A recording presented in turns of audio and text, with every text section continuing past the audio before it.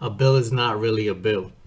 This explanation is proposing a much needed paradigm shift in our perception regarding the bills we receive in the mail from the public corporations, which extend to any public agency or agent or agency thereof, including the United States, Inc., a corporation. Nearly every interaction is commercial in our current system. The current structure is that of a trust, regardless of whether it is acknowledged as such or not.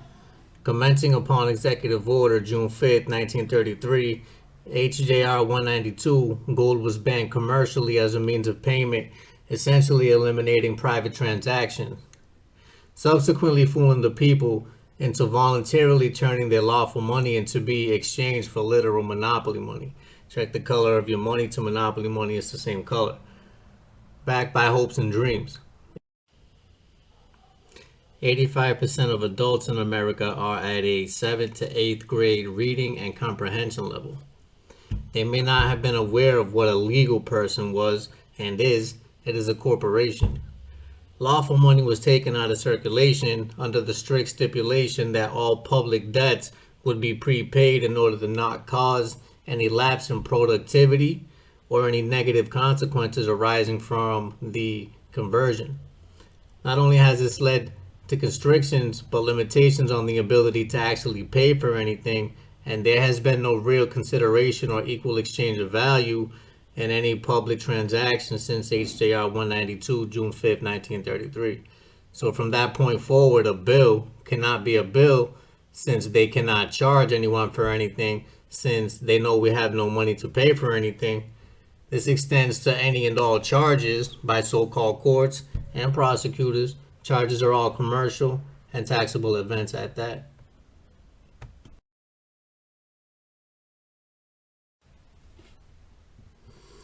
Regarding any checks and Federal Reserve notes are a promise to pay.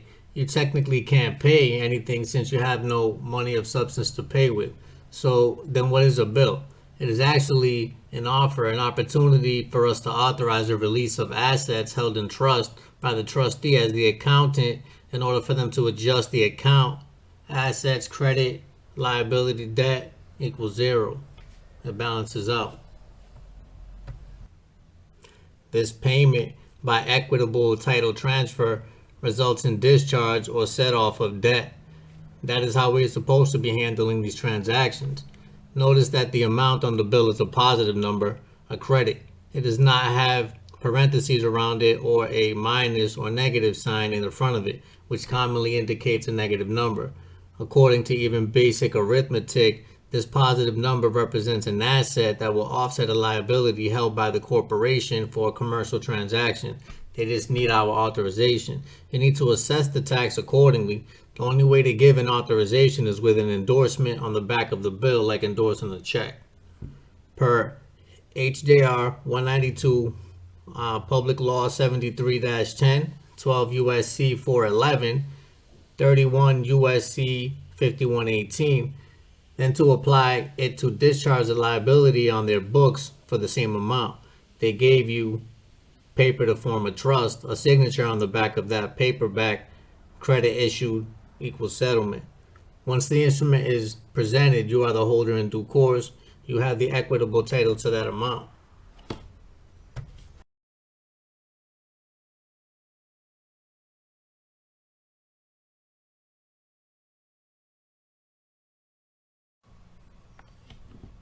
When we endorse the back of a bill, then the legal and equitable title to the asset, credit, are now vested in that one piece of paper. It is all about trust. And when that endorsed instrument is returned to the party that sent it, then that party is now the holder in due course of the legal and equitable titles to both the assets and liability amounts for that particular account. They must then discharge the debt by operation of law. The corporation is already holding both legal and equitable titles to the liability. They are also holding the legal title to the asset as implied by them sending you the bill in the first place.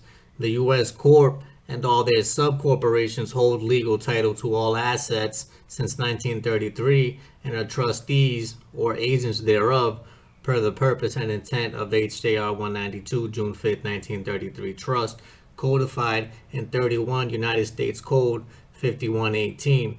The only thing that they are missing is the equitable title to the asset so they can finally do the discharge to balance the books and discharge the debt.